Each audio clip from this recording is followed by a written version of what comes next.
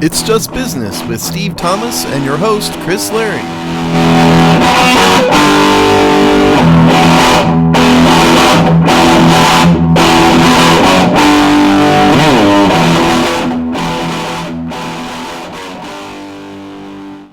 Hello and welcome to another episode of It's Just Business on the Hogstye Network, the show where we look at the dollars and nonsense of the sports media business, industrial complex, in all of its crumbling glory. Steve, how you doing today? The dollars and nonsense. You changed your intro. Yeah, you gotta keep him guessing. Yeah, well, nonsense is the word for it. There's no doubt about that. But Happy New Year to everybody. If we didn't say that, I guess we've talked to these people before since the New Year. So, yeah, I guess we have. But regardless, hope everybody's New Year is going as well as can be and everybody's safe and sound. How is New York? Normal, typical, horrible, all of the above. So, status quo. Now you're one of these people that have abandoned Manhattan, right? You're still up in the woods somewhere. Yes, I am currently in the Catskills, although I'd like to say New York City abandoned me, considering that we were asked to leave our apartment, and are furiously trying to get back. But yes, during these strange times, having a mountain hideout is not a horrible thing. See, you've got two moronic political leaders in New York, and the fact that you removed yourself from one of them is only a good thing. So you're out of Bill de Blasio's clutches, and now if you could only get rid of Andrew Cuomo, just move to Texas, Chris. Come down to God's country. Hard pass. Oh, come on, man. Maybe Austin. Everybody's moving to Texas. I don't know if everybody is. In all seriousness, I've noticed a lot of companies are leaving California and New York in recent about year or so, maybe a year and a half, because of all the overregulation and all that stuff. And there are a lot of them I'm no Texan. I mean, Chris knows this about me. In case of public, I've lived everywhere. So I'm kind of kidding about the Texas thing, but it is true that for mainly economic reasons, a lot of businesses have moved out of New York and California into Texas in particular, if you've noticed that. Yeah, I mean, I think that's generally a good thing in some ways, but I don't know if it's just about the regulation. But yeah, we shouldn't have industry centered in one or two places as a general rule. No, yeah, certainly not. It's certainly, that's bad for everybody. And I'll tell you what, if you want one non-sports business prediction, I think we're going to see the movie industry leave Southern California too. The entertainment, music has already left. All of it has moved to Nashville basically at this point. I think we're going to start seeing more and more television movie productions leave Southern California too. And even pre-pandemic and our last 18 months reality, that was already happening. Atlanta is basically the Hollywood of East. I think as of last, it was like 2017, 2018, something like $9 billion of revenue was generated from film and TV production in Atlanta. So yeah, I agree. It's amazing what happens when you give tax incentives and don't overregulate companies. And I heard Ben Shapiro talking about this. I know he's not everybody's cup of tea. I know I hear him talk about his politics. And personally, I'm on his side, but it doesn't matter. The point is, he moved the Daily Wire out of Southern California, which I guess is where he's from, and moved it to Nashville. And the reason he did wasn't just economic. It was also that he said that they got so sick of the homeless problem and the crime problem in Los Angeles, they just couldn't deal with it anymore. And I think that's probably part of it. Say what you want, but again, it's way beyond the scope of this show to talk about how to solve a homeless problem. But at least from his perspective and his company's perspective, it was just a lot easier to just exist in another state, which I thought was interesting. Again, politics aside, because he's definitely not everybody's cup of tea, but from a corporate perspective, interesting. Yeah, and you'll see, because virtual work now is the norm in a ton of industries, mostly by circumstance and partially by design. But I think that those things will stick, and you'll see places like Denver, Colorado, and Austin, Texas, and Portland, and a bunch of cities that can handle some of these types of jobs and home bases, be where remote workers live, and then there'll probably be more office style structures that grow up around these more distributed workforces. And that's I don't necessarily, we would probably disagree on some of the contributing factors, but I definitely think that if you have 10, 15, 20 cities across the country that can handle these various industries and become home bases either for remote workers, for companies, or a combination of both, then one of the big problems in the last 20 years has been the concentration of industry in certain locales, and it's not urban, non-urban. There's plenty of cities around the country that should be able to handle these things. Yeah, well, just as an example, we talked about entertainment, which has moved. The oil and gas industry is almost exclusively in Texas and Louisiana. For the entire country, would it be good? Wouldn't be good for the city of Houston, but it would be good generally to spread that stuff out. For example, tech needs to get out of Silicon Valley. And that, I think the tech industry in and itself has become a massive political football, and they would be wise kind of as an industry to start divorcing itself from politics. And one way to do that is to spread out, have new startup companies be other places, and I think generally speaking, it's good for the world and the country if industry is not centralized, and if to the extent that remote working contributes to it. I mean, I'm all for it. I'm remote working basically on a daily basis now. And I think I'm certainly not the only one. I think it's probably the norm right now. All of my neighbors are doing it. Yeah, and so industries, companies are gonna, once the world returns to some new normal or whatever, are gonna say, why are we spending all this money on these huge brick and mortar locations, and why are we restricting our talent to be in one locale? That's the other thing too.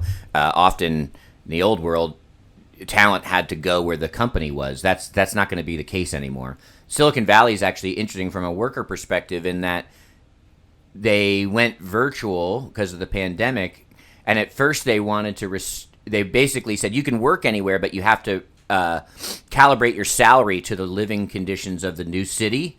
And then employees are like, no.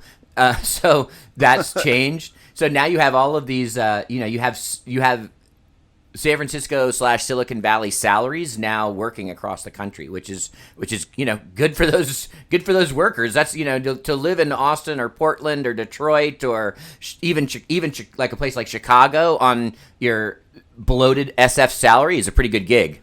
Yeah, no, absolutely. Well, first of all, I don't know who the hell would want to live in Portland with nightly riots going on. But yeah, yes, I agree. I mean, you could go pick a very low cost of living area.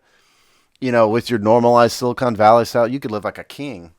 If you lived in Oklahoma, for example, if that's where you're from, on a San Francisco salary, man, you'd be, you'd be the richest guy in town. Yeah, no, it's a pretty good deal.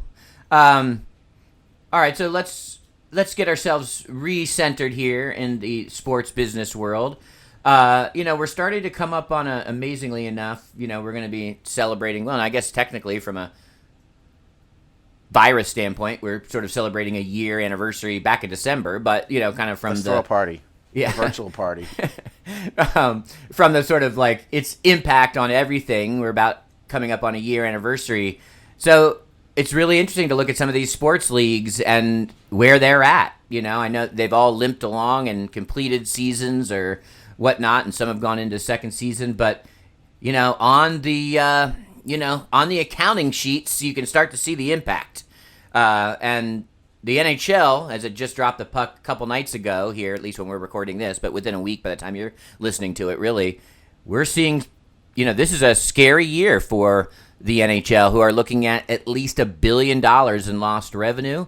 No fans. We've talked about this before, but it's a very, ticket gate driven league. Something close to 50% of their revenue is derived from the in game experience. So, we're seeing these sports leagues start to have to deal with the fallout. Well, here's the money quote from Gary Bettman. This is from Front Office Sports, dated January 12th by Pat Evans. NHL commissioner expresses importance of season despite heavy losses. Here's the money quote. It would be cheaper for us to shut the doors and not play. Yeah, which is something you said for months. We're coming back to play this season because we think it's important for the game. And what he's saying is, yeah, it'd be cheaper, but if you skip an entire season, there's fans that won't come back. That's what he's saying. So yeah, so he said the NHL in particular he said he expects the league and its teams to lose more than $1 billion this year. And let me tell you, that's chump change compared to what some of these leagues are losing. This same article has got a bunch of losses for the various different American leagues. NBA revenue declined 10% last season. Projections suggest losses of up to $3 billion this season, meaning the 2021 season that just started over Christmas time. NFL revenue $4 billion this season. MLS $1 billion revenue hit during 2020, which for them has got to be, staggering because their revenue isn't good to begin with. And then Major League Baseball lost $3 billion last season, which isn't surprising because they were probably the hardest hit in terms of season length and fans and whatnot. Because the NBA, don't forget, had 62, 63 games of regular games, TV and fans. So they really only lost a quarter of the season at most. So those are the revenue losses by league. But the important thing here is, in this article, is it's saying this is not over for revenues, for revenue losses. It's going to continue this season no matter what happens from a global health perspective. The fact that we are where we are now means another season of staggering losses. And even a major sports league like the NHL, if things went south, I don't know how many seasons these leagues could, especially smaller leagues, could go on without having to shut their doors. Yeah, even in that article, the NHL, with Gary Bettman as its mouthpiece and commissioner, basically saying that their sort of, cross their fingers and click their heels hope is that they can get through this season in this kind of no fans status quo, take their losses, but continue the game, continue interest, maybe find some wins in other places, increase TV revenue. I'll talk in a second about some of the ways that they are doing to raise revenue, and then hope to drop the puck at their regular start time with fans by fall of next year. And part of even doing the season is so that they can get it done, name a champion, and be ready, hopefully, if all things go well for them and for everybody, that they'd be able to start the next season as normal. But that's the best case scenario as he laid out. Yeah. Some of the other areas that they're looking to add revenue through the NHL, sponsors on helmets, which is something the NHL's never done before. They've added a bunch of sponsors, Scotia Bank, which I'd never heard of, Honda, Discover, Mass Mutual. So they're adding sponsors. I don't know why too many sponsors would think sports is a great investment right now. But okay. I mean, good for the league. Yeah, I think the interesting thing is what you just said, which is the best case scenario is start time of next year, regular start time of next year. This global health situation has now substantially affected two full seasons because they got affected last year. They're affected this year. They're hoping to return to normal next season, which is amazing, really. I don't think anybody thought that revenues were going to be affected that long. I just know along these lines, like for example, the NFL, because I'm working on it's probably going to be released by the time you guys listen to this, but I'm working on a salary cap roster update for the Redskins. And, the NFL has agreed to set the salary cap at a minimum of $175 million this year. And that's down $23 million from last year. That's the minimum they're going to go. And so if it's supposed to be lower than 175, that means the losses are going to be amortized over years to kind of absorb it all. And that's the highest performing league, there is. The NHL, Major League Baseball, basketball, they can't afford to do that to the extent that the NFL has. So, the financial ramifications go on and on and on. And again, that's beyond the scope of this show, but other industries are having the same problem. Especially ones that are reliant on in-person individual spending. For example, like the movie and we mentioned the entertainment industry. I just shudder to think what is going on financially with, especially the live concert industry and the movie industry. It's got to be awful. It's got to be terrible. Yeah, the probably best, saddest case example of that is Broadway and live theater in general, because you can't subscribe to a service and get first run, live performances. So you can't, like you can with necessarily a movie or sports you can watch on TV. So yeah, and they're gonna have been shuttered here for a straight year, a year of no, in Broadway they do 7 shows a week or something like that. So that you imagine that, and live performance in general. That's huge, with no, even if they're paltry, no alternative revenue streams really to replace that, like some of these other sort of viewer live experience type of things. Well, I saw an analysis of Live Nation's revenue stream in 2020, and they were down 95%. I mean, 95%, because again, they're relying on mainly live concert tours. So anyway, back to sports. So that's the revenue part of it. Well, Steve, let me interrupt you, because I think this is a good talk. This is kind of the NHL here. This is probably the most stark thing you'll notice if you're a NHL fan or even casual observer, is that they sold corporate branding on their division names. So now going into the season, there is the Scotia NHL North Division, the Honda NHL West Division, the Discover NHL Central Division, and the MassMutual NHL East Division. So, I mean, they've literally sold their division namings. Imagine, and it's not that hard to imagine, in the NFL, imagine, your Toyota and NFC East. It's the exact same thing. It's the most concrete way in which they have sold advertising, and basically NHL is going the NASCAR route. Desperation meet the NHL meet desperation, because first of all, that's a mouthful. I don't know why advertisers would pay for that. What is that really doing for them? Is it getting the name Mass Mutual out in front of the public? Sure, I guess. But does it really matter? Is that going to attract customers or even increase their, Q rating, for lack of a better term, amongst the public, because it's now the Mass Mutual East Division or whatever, whatever it is? I guess I don't understand what that's really getting advertisers.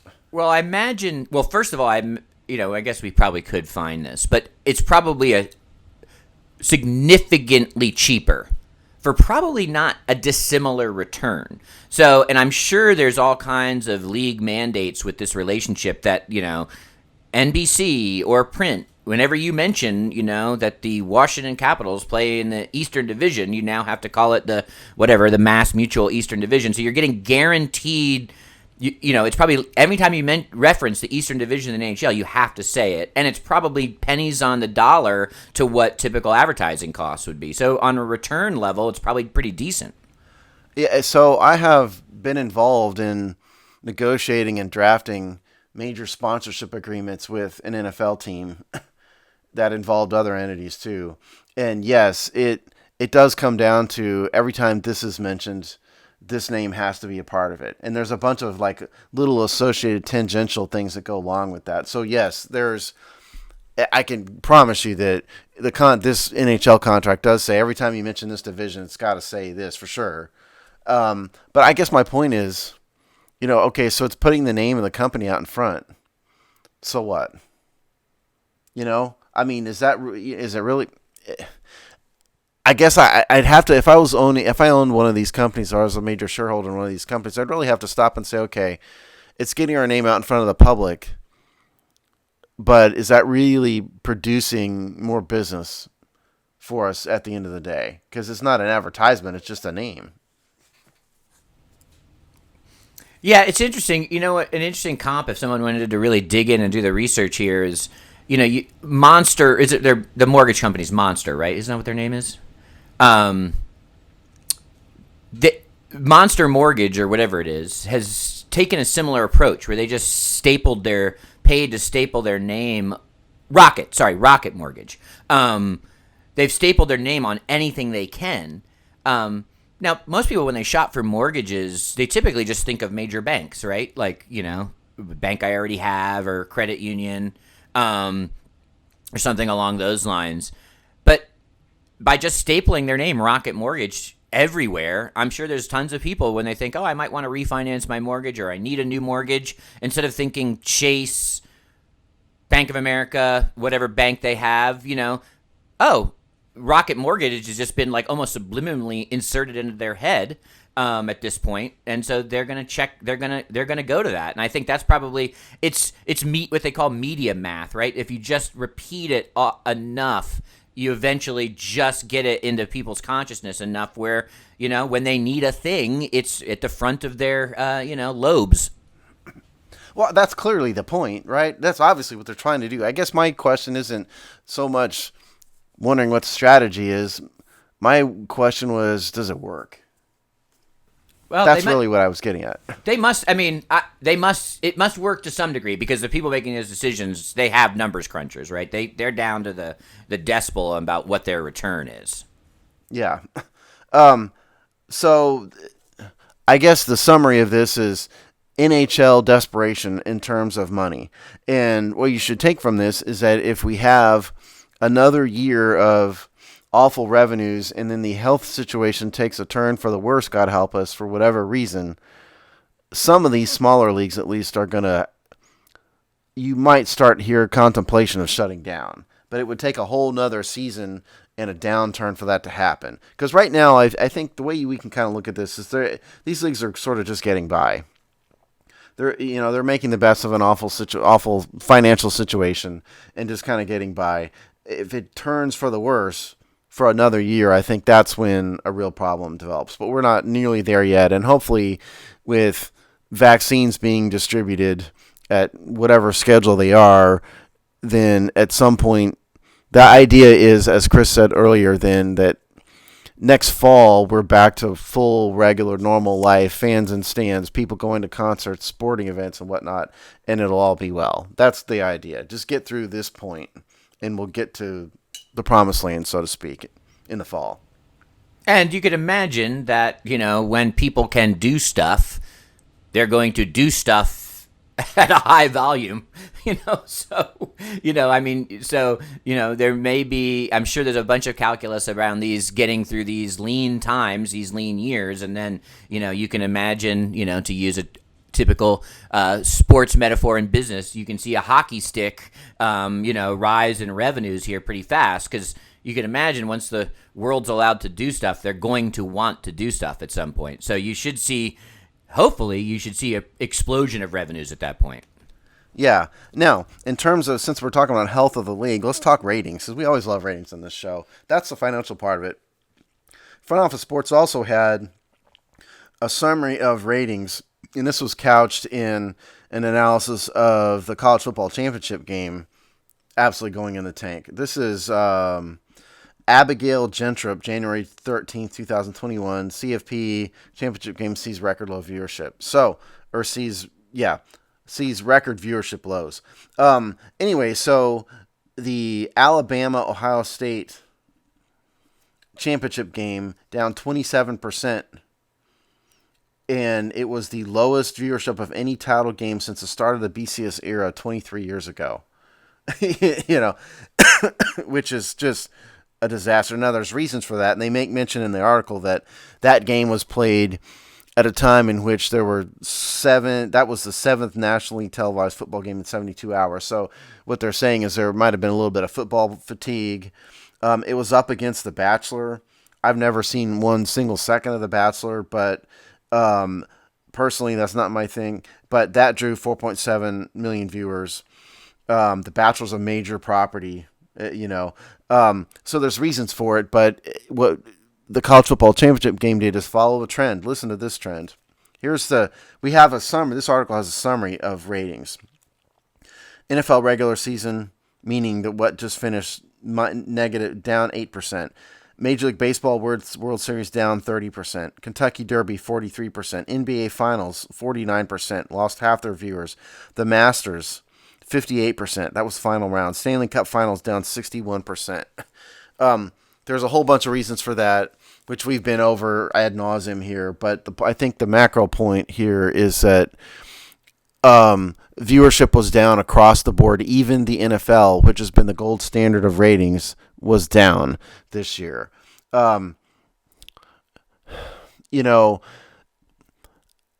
think if you wanted to summarize the reasons why, one, streaming, two, election year, three, politics in general, and I don't think the pandemic had too much effect on ratings simply because a lot of people are home. I think it was really the other things and less pandemic in terms of TV ratings. It's so many factors that it's hard to like unwind one from the other. I'd agree that all those played a significant part. I do think that the lack of fans, in the stadium, it is a different experience to watch these games. It's, so I think that does hurt motivation. I also think that, sometimes sports is a reward for a functioning society, right? So, which, we don't really have one for a variety of reasons. And so, people's interest in sports are, is linked to that, whether it's on a existential level or even a personal level. They don't have the time, or they're working harder or whatever to make ends meet. So I think it's a confluence of all of that, which we've talked about. I think in this one, it's super interesting because I think this college football championship games cratering ratings, it's kind of a perfect storm, right? It's everything that you just said and that we've talked about in the macro level. But I also think, which we've also talked about a lot, it's just really people's interest in major college football. I think you'd already seen a depressed ratings without COVID, without election year, without all of those other things. Because, first of all, I think that BCS as a Band-Aid between the bowls and a playoff system has not worked. I think everyone views it as a sort of almost cynical fix. It's the same players. It's the same colleges, the same coaches, the same individuals. It's just boring. And then this year, where you really didn't have a season. I think in a lot of people were like, is this even a championship? It's just basically the couple teams that are always powerhouses that just grit their teeth and played regardless. But you had games. You had games being canceled literally hours before they were set to kick off. So, for that long tail of college football fan, the alumni, regional, those games didn't even basically happen. So you didn't spend all fall kind of with an active college football audience. So by the time you get to a championship game, which everyone knew who those players were going to be, who cares? Well, some leagues, some conferences did have a season. Like the SEC more or less had a season. The Big Ten did not at all. Ohio State only played 5 games. But you brought up the point that I wanted to mention, which is fatigue. I did not watch this game. Did you watch this game? No. I didn't watch the game. And the reason I didn't, I'm just sick and tired of it, to be honest. It's the same 5 teams. I'm absolutely stunned that Alabama and Ohio State were in the title game again. Who would have thought that? I'm kind of sick and tired of the same power structure, which, steers the same group of, 5-6 teams at most to the championship game every year. And it's great for people who are alumni of those teams and whatnot. But for the rest of the world, that gets really dull really fast. You can analogize this to the Patriots. Patriots won a whole bunch of Super Bowls, and people started to get sick and tired of them. They started to hate him. I'm sure Tom Brady's not a bad guy, personally, but people started to, me included, started to make fun of him and started to root against him. It's because you just get sick and tired of the same things happening every year in and year out. And so, yeah, I think college football, perfect storm. Nobody, the public in general did not want to see Alabama and Ohio State again. And then you throw in all the other problems, and it just means awful. And let's be honest, I mean, Ohio State didn't deserve to be there. You don't get to play in a national title game, and you had 5 games. And if you recall, the Big Ten made an exception to their rule to allow Ohio State to even play in the Big Ten title game in the first place. They shouldn't have even been there. So it was just a fraud basically this year. And I think that contributes to it. But the NCAA, we've talked about this ad nauseum. College football would be wise from a fan perspective to widen the net. They won't, because the power conferences and those teams want the money, and that's why it is what it is. But if you wanted to think big picture, conference commissioners, allow other teams to participate when they're good enough so you can widen the fan base and widen public interest. But they won't do that because it's all about money. Totally. And I think there's there's sort of COVID-based reason and your non-COVID-based reason for, I think, the waning interest in college football.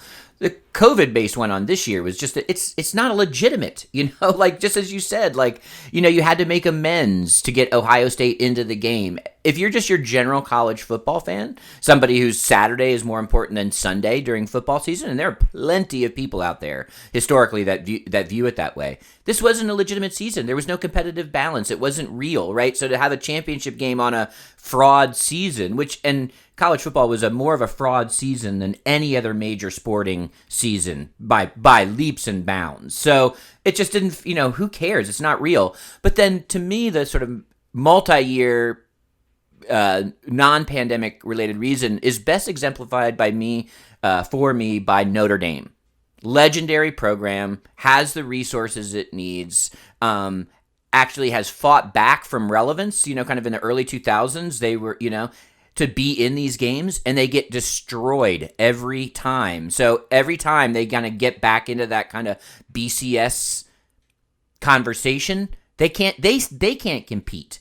So Notre Dame can't compete at that level that really makes them legitimate champion, even when they get into the BCS. And to me, that just shows you how whacked out the power conferences and the balance of power in college football, where your Notre Dames can't compete even when they kind of compete.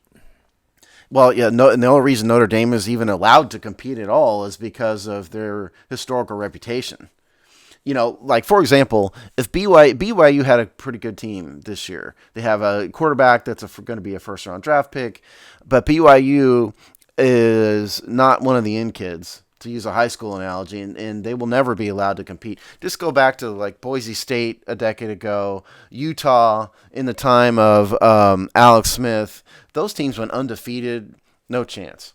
And the NCAA and the Power 5 conferences have made it abundantly clear that unless you are in a power conference, and you even need to be one of these chosen select teams, you will not be allowed to play. No matter how your season goes, no matter how good you are at all, it does not matter. They will not let you compete. And I think the public at large, including me, I'm sick and tired of that. I'm just not going to watch it anymore. Just not. I'll study the games because I need to for draft previews and whatnot. But I've just totally lost interest in the sport in general, aside from my alma mater.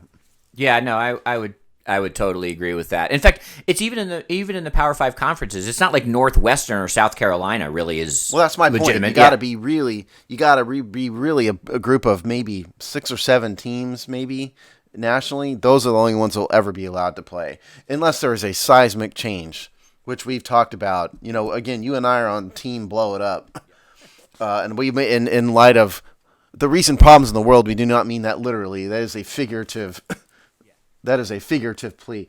But I think that's the part of it is what the other things we've talked about with streaming and all that other stuff. But I think it just seemed like more than any other league or sport, rather, that the college football season really had no meaning at all.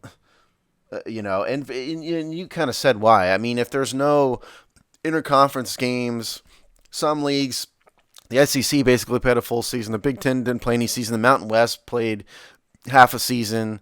The Big 12 played a part of a season. So there was just no continuity at all, and I think the public just mainly didn't care.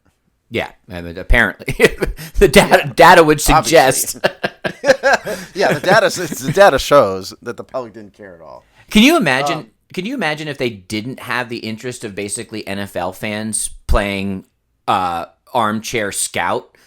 What their ratings would be? Because that's probably one of their biggest constituencies at this point. Oh yeah, that's yes, absolutely. What you'd be down to is just alumni. And then like there's a group of people that are just SEC freaks, and a lot of it is in the media and whatnot. But you'd be down to just alumni and those people who are conference freaks, and that's it. There was a time when the public would love to watch college football on Saturdays, and I think that is just gone totally, except for those two limited groups of people. And then again, you throw in the draft nicks, which I do it because I have to write about it on a semi-professional basis here. I do it. Honestly, people, when I'll pull the games up on YouTube. That's what I do in the off season, and that way I can skip around. If I'm focusing on an offensive player, I'll skip all the defense, and it's just much easier and more efficient, and I don't have to watch the whole game. So I don't need. It's less efficient for me to watch the games live than it is to pull them up on YouTube. And most of these games are on YouTube. Totally. Yeah, take the Jets and Jaguars fans out and see what the ratings are. Yeah, exactly. Awful. Yeah.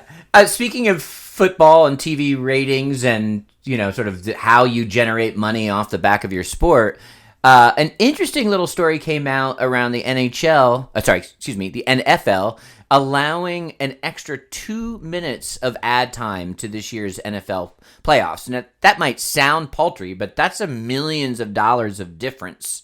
And it's an acknowledgement by the NFL to its number one partner, TV networks, that they had to make some amends. They had to sort of bend a little bit to keep these networks happy. Well, we talked before the show. Where did the 2 minutes come from? My initial thought was, are they just adding to it? Are they going to add a commercial break? What they have done, I have subsequently discovered in the past 30 minutes, that the NFL has taken out a minute of promo time, and then the networks have taken out a minute of promo time, also. So yes, that's an acknowledgement by both parties. They need to increase they need to increase revenue somehow, and so that's. They're taking the time away from themselves because they also realize that you can't just keep adding more and more stoppages and minutes to the games because the public has made that clear that they're tired of that as well. The NFL changed 2 seasons ago, 3 years ago maybe. They changed the structure of the ad breaks to reduce the number of breaks and then increase the length of the breaks that were there. And so I think that will stay the same with this edition in these playoff games. You'll just see less promos and more ads. Yeah, for sure, right? You won't get, new TV show or advertising and networks news coverage. You're not going to get like as many, NFL kids play type of promo spots. So, you won't necessarily notice unless you're really paying attention to what ads are running.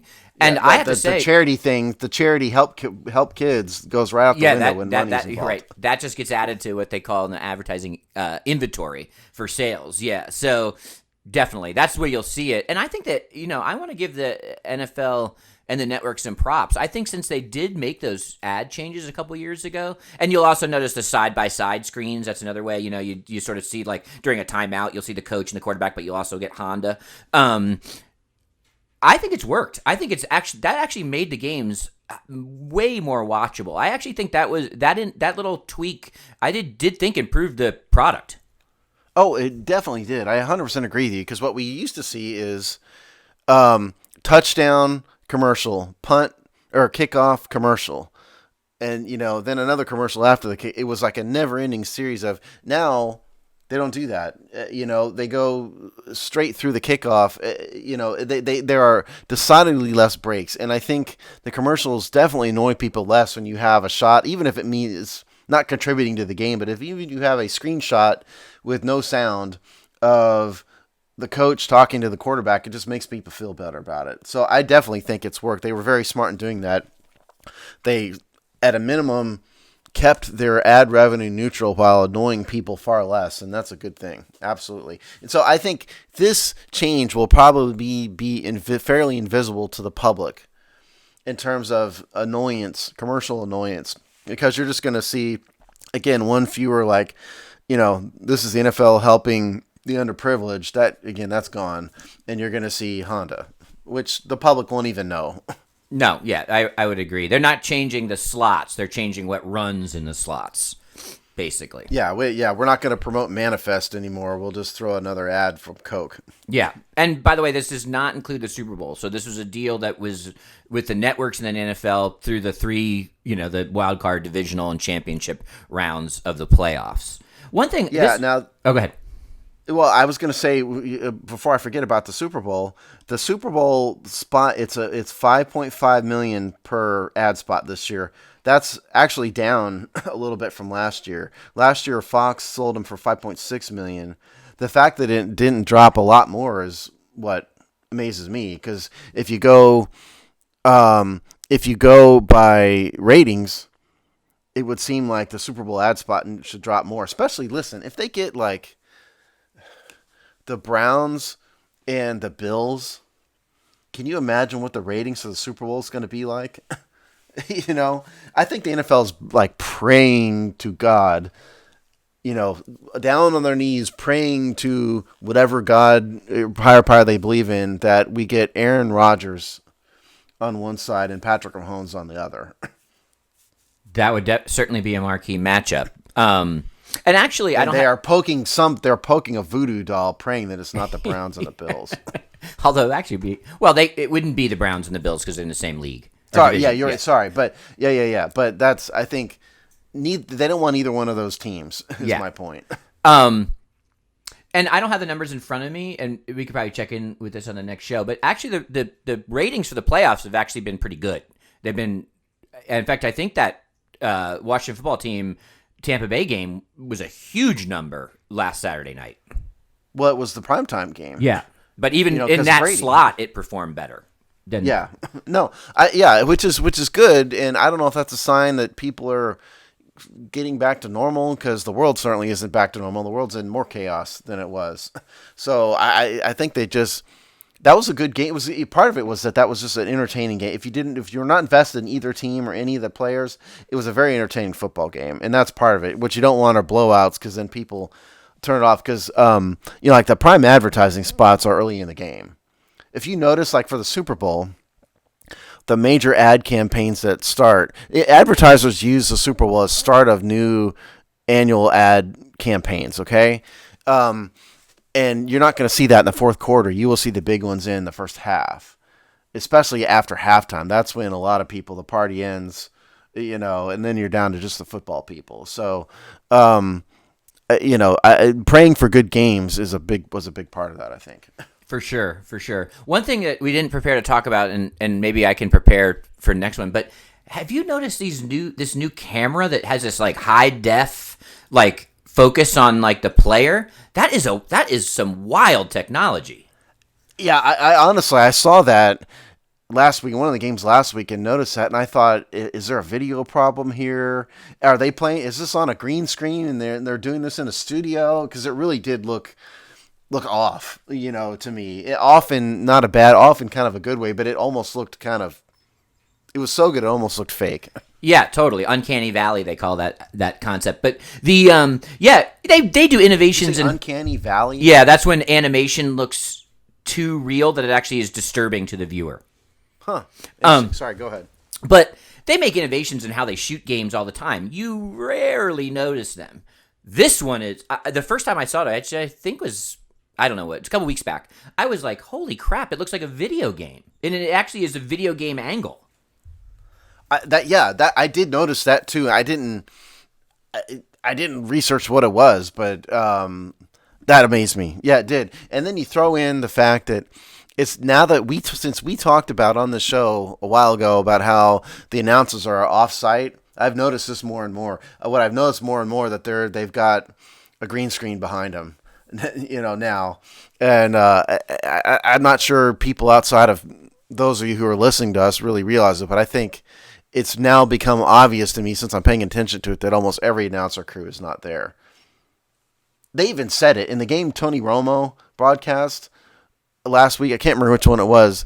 The play-by-play guy was local and Romo was in Dallas, and they even admitted that. And it didn't matter at all. It made no difference to the quality of his color commentary at all. Probably improved it, to be honest, because he's got better video angles.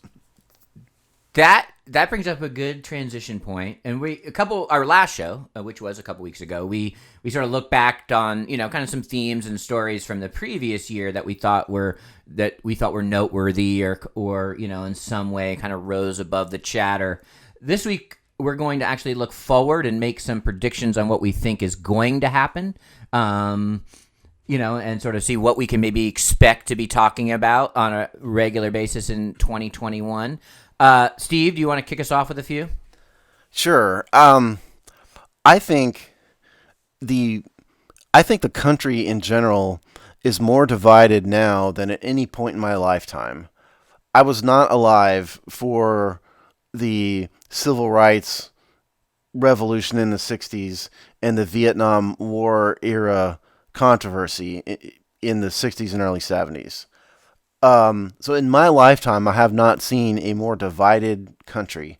And I think people, and I don't mean, I'm not picking sides here because that's not what we do, but I think the public in general, whether you're on the left or on the right, has picked sides.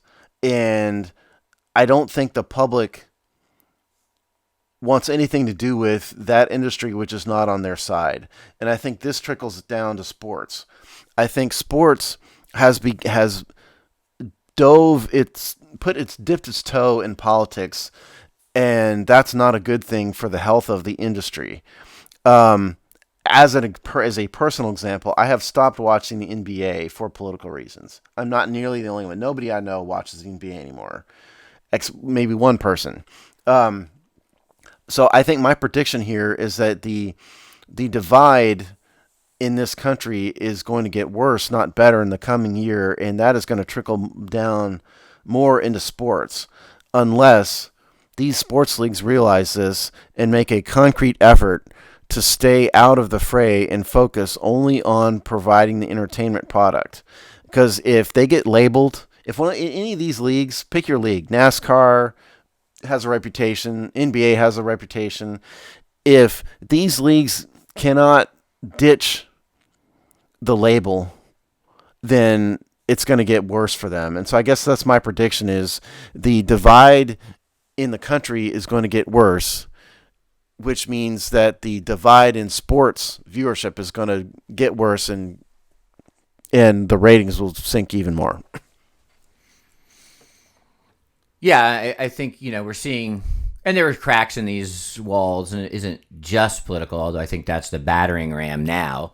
But yeah, there's no more monoculture, right? There's very few things that are, water cooler, that aren't, the water cooler is tainted in almost every scenario. So you're not going to get those things that, at least for a while, or it's going to take something to rise above it. But, depressingly, I probably agree.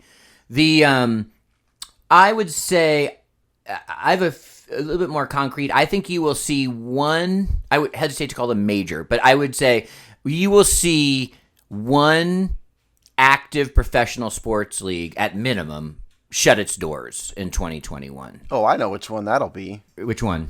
Soccer. Probably, yeah, MLS. Major League Soccer. So, and the reason is they have no TV presence at all. Zero, basically, essentially. I mean, I'm sure they're on broadcast somewhere, but their games aren't well attended anyway. In the realm of soccer, it's a low-level league because the Series A and all that stuff in Europe is where everybody wants to be. That's where the talent is. So it would not surprise if that happens. It's going to be soccer, and the reason why we're talking about this topic is there's a really, really, really long predictions article at The Athletic that I read, and we didn't want to get into that because it was just way too long. But they surveyed a whole bunch of sports industry executives. It was a combination of sport commissioners and gambling folks and other people. And the people who are the commissioners of the women's leagues, for example, were very very positive. It's going to be a good year for us, but I think that's totally wrong. The women's sports leagues, struggle anyway. So I think soccer, the women's soccer league, MLS, I think those are the two. All right, so my prediction is one will close its doors at least. Steve has given specifics on that. Another sort of concrete prediction I have is that I think, which is strange because they just announced expansion and to some degree of fanfare, I think the NHL will contract by at least one team. Do you really? Yeah. Contract, huh? Yeah. Do you have what you want to predict the team? I think it'll be one of these southeastern or southwestern teams that they've expanded to. I think it'll be a region that doesn't handle it very well. Some of those regions, like Nashville, it's actually been very well adopted and, is, I think, part of the sort of societal framework of that city. But you think of somewhere like Arizona or something, or one of the Florida teams, I think could be candidates. And contract or move, maybe. But I wouldn't stake my reputation to this, but I won't be surprised if it's even talked about in the NBA. I think as to the hockey thing, I think it's more likely in hockey because, yes, there's teams in the South, as you said, but it hasn't really become ingrained in the culture of the region. Yes, Nashville is an exception. In Nashville, I have family in Nashville, and they're big Predators fans, and it's become a thing there. And just kind of a confluence of a lot of different circumstances. But it hasn't really become ingrained in the culture in Arizona, for example. They have a team and the fans will watch it because it's local, but it's not a thing. Like lacrosse, for example, is a Northeast thing. Very few people in, the Midwest play lacrosse, just as an example. But if you're up in like Connecticut, that's a big thing. So the hockey is very regional in that respect because it's northern, it's ice. So yeah, the Florida teams, the Arizona teams, it hasn't become a thing, which means if the NHL needs to contract or needs to move teams around, that's definitely where I would start. So I think you're probably onto something there. Yeah, NBA, I don't think so. I don't think the NBA is really to that point yet. If you give them another year of awful ratings and money, yes, but I don't think they're really there yet. So I would I would disagree with that and put that off maybe till 2022, perhaps. Yeah, I'm not predicting it. I don't think it'll happen, but I think you may hear conversations around that. I don't think they're immune. Well, in the NBA, of all the major sports leagues, I think the NBA is the most have and have not. We did a segment on this a few weeks ago. They really have a problem with letting the players control the league and dictate where they're going to go. And like James Harden just whined and sniveled his way out of Houston just this past week. And good for him, whatever. But that's not good for the league to do that. So now you've got another super team in New York, and good for them. But that's not good for the have-nots at all to do that. And so the NBA has that additional problem that I think that's the macro problem they need to fix is the owners need to take back the NBA from the players. I don't know if I'd call it a super team in Brooklyn, and maybe that's going to be quite getting those three players to behave on the court at the same time. And I don't even mean necessarily in a basketball way is going to be quite a task. Yeah, yeah, for sure. Yeah, absolutely. And there's a ton of problem. And if you want to talk about sports, James Harden's the most selfish player in the NBA, and Kyrie Irving's next. I don't know how the two of them don't. It's like if you put an electron, and you're gonna have an atom explode if you have the positive and negative touch. What's the negative in an atom? Electron, neutron, one of positron. Those. I don't. Yeah. Anyway, that's what James Harden and Kyrie Irving are. So yeah, the interesting part is to see how they don't kill each other. Yeah, Kevin Durant can be a little whiny at times, but he's obviously a worker, good teammate. Was in Golden State where they know how to play team basketball at every level. I can't see him putting up with some of this for very long. No, I think James Harden is the worst teammate in the history of sports, is what I think. In particular. Kyrie Irving's right behind him. So Steve, do you have any more predictions for this year? Yeah, okay. I don't think the money's going to get any better. I think we're going to see another round of awful for the reasons we talked about in this show. So I think I guess my first is the continuing political divide,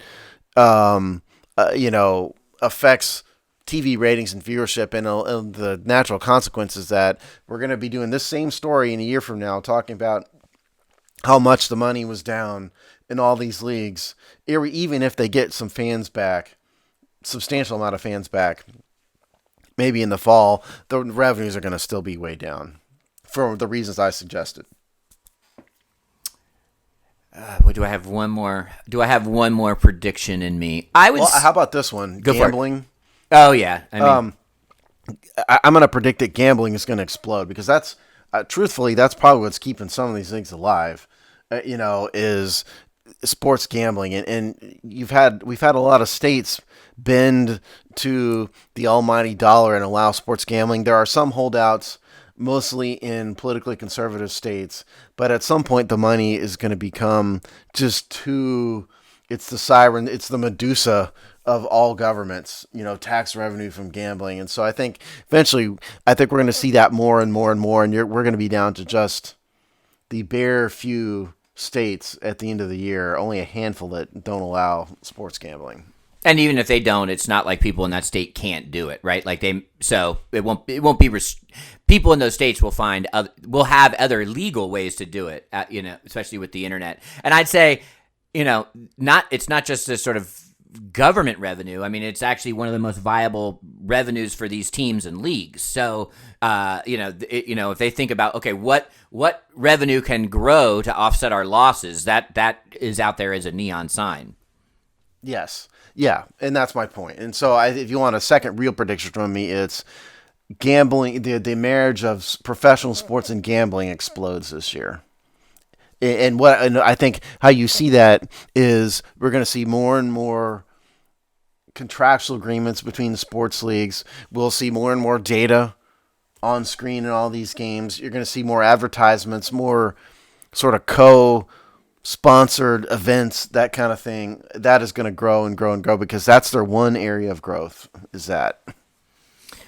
My last prediction, and it doesn't make me happy because I'm a big fan of Olympic competition, but I think in the end there will never will be a 2020 Summer Olympics in Tokyo. I don't think that's going to go. I think it's going to go. I think so. I think 2020 will be a year there were a cycle really where there was no Summer Olympics for that year, and I think it'll be called, and then I think the winter one, which I guess would be soon, because they're in the 2 years rotating cycle at this point, will also be in danger. But I don't think we'll see a 2020 Olympic competition. Well, I think they will pull it off. The Olympics happened during World War II, for goodness sakes. So I think we will have an Olympics. So we will see. We'll have another friendly bet. The last bet didn't work out so well for you. So I will let you off the hook for this one, but I do think the Olympics will happen one way or the other. There's no reason really for it not to happen, in my view. So we'll see. We disagree on that point. We'll see who's right. Well, it wouldn't be very fun if all of our predictions were the same. All right. No, it wouldn't. All right. So we will see. I think regardless of how those things play out, those are things that we will be talking about regardless. Yes. Absolutely. Those are the themes for the upcoming year. By the way, we're approaching 100 episodes here, so we'll throw a big virtual party. Yeah. When we hit 100. We're not quite there yet, but we're almost there. All right. Well, then we will see you next week as we tick another show off in our march to 100. Bye.